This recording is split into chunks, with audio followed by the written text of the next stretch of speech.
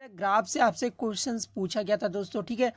तो देखिए आपको पता होना चाहिए दोस्तों कि जो वेलोसिटी और टाइम ग्राफ बताता है वो हमारा क्या बताता है, तो वो हमारा एक्सेलरेशन बताता है। क्योंकि आप क्वेश्चन में देख सकते हैं कि correctly represent the velocity versus time. तो देखिए वेलोसिटी वर्सेस टाइम का जो ग्राफ बताता है वो हमारा क्या बताता है, एक्सेलरेशन बताता है। तो हम लोग को पता है दोस्तों कि एक्सेलरेशन इक्वल टू क्या होता है, ए इक्वल टू क्या होता है, dv/dt होता है, ठीक है।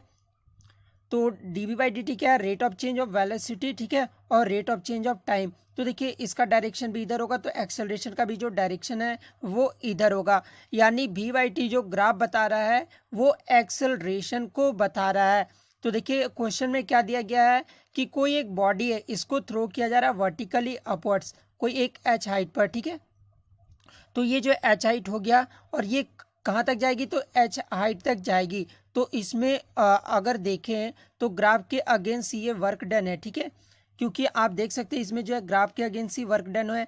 तो पहला जो हम लोग ग्राफ देखते हैं, पहला हम लोग ग्राफ देख लेते हैं। तो इसमें क्या बताया जा रहा है, तो पहला जो ग्राफ बताया जा रहा है दोस्तों, इसमें बोल रहा है कि ये जो है पहले एक्सेलरेशन बढ़ा, आप यहाँ पे देख सकते हैं ये जो एक्सेलरेशन है ये पहले बढ़ा और फिर उसके बाद जो ये कम हो गया। तो ये बिल्कुल भी नहीं होगा क्योंकि एक्सेलरेशन बढ़ रहा है फिर आपका ये घट रहा है, तो ये बिल्कुल भी आपका ग्राफ नहीं होगा। उसके बाद सेकंड ग्राफ की बात करें तो सेकंड ग्राफ तो आपका बिल्कुल भी नहीं होगा। ये तो देखने से ही पता चल जा रहा है कि ये जो आपका v/t जो है रिप्रेजेंट बिल्कुल भी नहीं कर रहा है, ठीक है। उसके बाद बात कर ले दोस्तों ग्राफ थर्ड की, ठीक है। तो ग्राफ थर्ड जो है क्या बोल रहा है, तो इस ग्राफ में देखें तो जो बॉडी है, तो बॉडी पर जो ग्रेविटी है वो कंटिन्यूअसली जो है वो नीचे की तरफ ही लग रहा है, क्योंकि जो ग्रेविटी होता है वो हमारा नीचे ही लगता है mg, ठीक है। तो इसमें आपका क्या हो रहा है कि बॉडी पर जो आपका ग्रेविटी लग रहा है वो आपका कंटिन्यूअसली नीचे की तरफ लग रहा है, ठीक है। चाहे वो h हाइट पे हो या मिडिल में हो, कहीं भी हो, तो वो जो है नीचे कंटिन्यूअसली लग रहा है। तो पूरा देखें अगर दोस्तों, तो जो डायरेक्शन ऑफ ग्रेविटी है वो नीचे की तरफ ही जो है एक्सेलरेट कर रहा है। तो इसका जो एक्सेलरेशन ड्यू टू ग्रेविटी होगा वो नीचे की ओर ही होगा। तो यानी ये जो ग्राफ रिप्रेजेंट कर रहा है ये बिल्कुल आपका सही रिप्रेजेंट कर रहा है।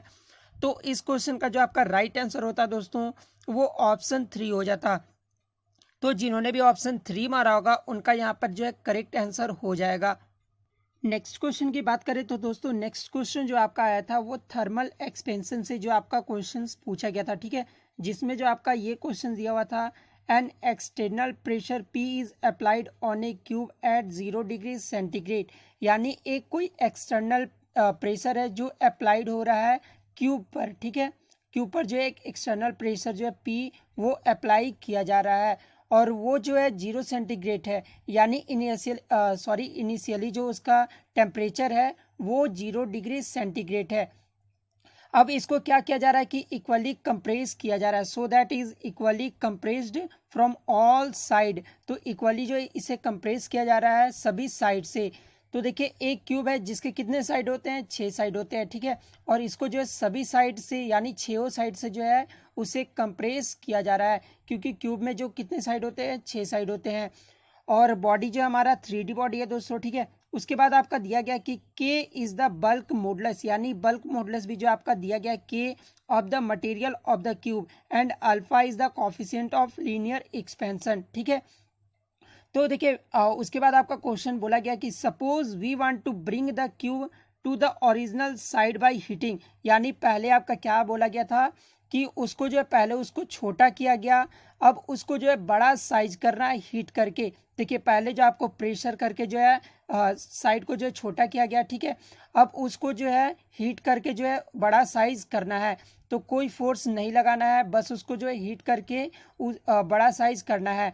तो इस प्रोसेस में जो है टेम्परेचर क्या होगा, यही क्वेश्चन आपसे पूछा गया। आप यहाँ पे देख सकते हैं the temperature should be raised bye, मतलब कि इस प्रोसेस में जो है टेम्परेचर क्या लगने वाला है। तो अब देख लेते हैं कि आपको इस क्वेश्चन को जो है कैसे सॉल्व करना था। तो देखिए इनिशियली में जो क्यूब है हमारा कैसे है, तो इनिशियली में देखिए हमारा क्यूब जो ऐसे है, ठीक है। क्यूब किस प्रकार से बनेगा, ऐसे बनेगा हमारा क्यूब, ठीक है। ये जो हमारा क्यूब बन के आ गया दोस्तों। अब इसको क्या किया गया कि हर साइड से जो है प्रेशर लगाया गया, ठीक है। हर साइड से जो है प्रेशर लगाया गया है, जो कि P प्रेशर लगाया गया है और इसे कंप्रेस किया गया है। तो इसका जो कोफिशिएंट अगर देखें तो क्या होगा, वॉल्यूम इन कंप्रेशन हो रहा है, तो यहाँ पर देखें कि कोफिशिएंट ऑफ लीनियर एक्सपेंशन की जगह जो है हमारा यहाँ पर क्या आएगा, तो गामा आएगा। ठीक है, कोफिशिएंट ऑफ लीनियर एक्सपेंशन की जगह हमारा क्या आएगा, वॉल्यूम इन कंप्रेशन हो रहा है, इसलिए जो है हमारा यहाँ पर गामा आएगा। तो गामा इक्वल टू हमको लोग को पता है दोस्तों कि गामा इक्वल टू क्या होता है, 3 अल्फा होता है, जो कि इक्वल होता है लीनियर कोफिशिएंट के। तो हम लोग अब जानते हैं दोस्तों कि बल्क मॉडुलस का फॉर्मूला क्या होता है। तो हम लोग को पता है दोस्तों कि बल्क मॉडुलस का जो फॉर्मूला था K equal to P by minus del V by V. देखिए माइनस नहीं होता, लेकिन इस क्वेश्चन में आपका माइनस इसलिए दिया गया है, माइनस इसलिए लगा रहा हूँ क्योंकि इसकी जो साइज है वो रिड्यूस की जा रही है। ठीक है, ना कि आपका एक्सपेंड किया जा रहा है। तो जब भी आपका रिड्यूस के केस में जो है माइनस लग जाएगा। ठीक है, तो ये जो है बल्क मॉडुलस का फॉर्मूला है। तो यहाँ से इजीली जो हम लोग दोस्तों फाइंड कर लेंगे टेम्परेचर। ठीक है, तो उसके बाद हमारा क्या आएगा, del V by V equal to P by K. उसके बाद हम लोग को क्या करना था दोस्तों, ये रिलेशन आपको पता होना चाहिए, v equal to V naught 1 plus gamma del T. ये जो है हम लोग का ये रिलेशन आपको पता होना चाहिए। मैं फिर से लिख दे रहा हूँ, ये रिलेशन आपको पता होना चाहिए, v equal to V naught 1 plus gamma del T. ये जो है रिलेशन होता है, ये आप लोग को पता होना चाहिए, आपको पढ़ाया गया होगा थर्मल एक्सपेंशन के समय।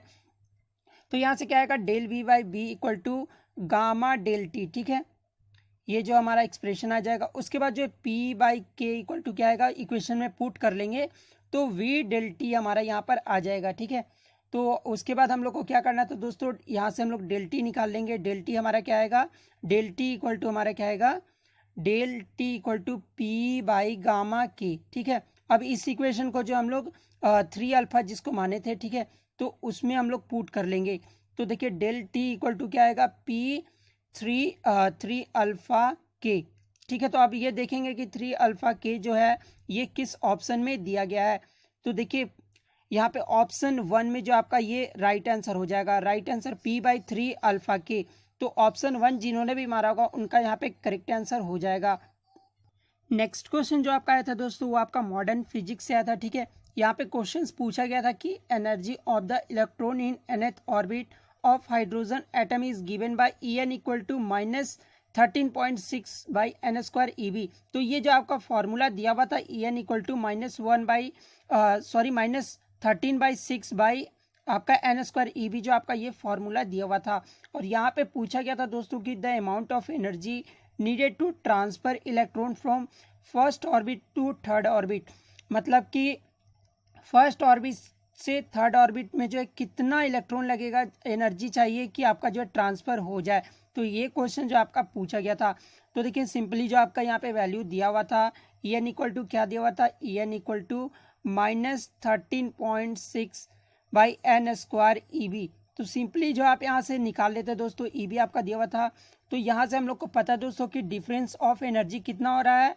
तो difference of energy in first and third orbit जो हमारा होगा, यानी डेल E जो हमारा होगा वो हमारा क्या होगा, 13.6 1 माइनस 1/9 होगा। ठीक है, तो ये जो हमारा जो है चेंज होगा। ठीक है, एनर्जी जो हमारा चेंज होगा वो इस प्रकार से होगा। तो इसको जो आपको बस सॉल्व कर लेना था। जब आप सॉल्व करोगे दोस्तों तो हमारा क्या आएगा, 8/9 इंटू 13.6।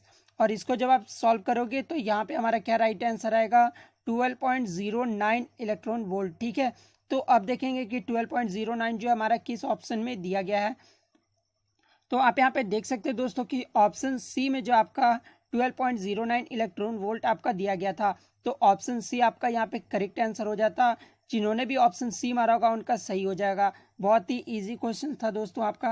नेक्स्ट क्वेश्चन आपका यहाँ पर आया था दोस्तों, which one of the following compounds is most reactive towards nucleophilic addition. तो देखिए ये जो आपका आया था वो एल्डिहाइड और कीटोन से जो आपका क्वेश्चन पूछा गया था केमिस्ट्री में, जो कि बहुत ही इजी क्वेश्चन था दोस्तों। ठीक है, यहाँ पे देख सकते हैं कि यहाँ पे पूछा गया था most reactive towards nucleophilic addition. तो देखिए ये जो सभी कंपाउंड है आपके ऑप्शन में, ये सारे जो आपके कार्बोनाइल कंपाउंड्स है, आप यहाँ पे देख सकते हैं सारे जो आपके कार्बोनाइल कंपाउंड्स है। और इसमें जो आपका लोअर जो रेजिस्टिविटी होता है कीटोन ओवर एल्डिहाइड्स में, वो आपका +1 होता है। ठीक है, और ये आपको बता दें दोस्तों कि एरोमेटिक एल्डिहाइड्स और कीटोन में जो है लेस रिएक्टिव होता है एलिफेटिक एनोलेजस। ठीक है, तो ये चीज़ भी आपको ध्यान देना है। और ये जो है लेस रिएक्टिव क्यों होता है, तो प्लस आर इफेक्ट आप पढ़े होंगे, ठीक है, एल्डिहाइड एंड कीटोन में।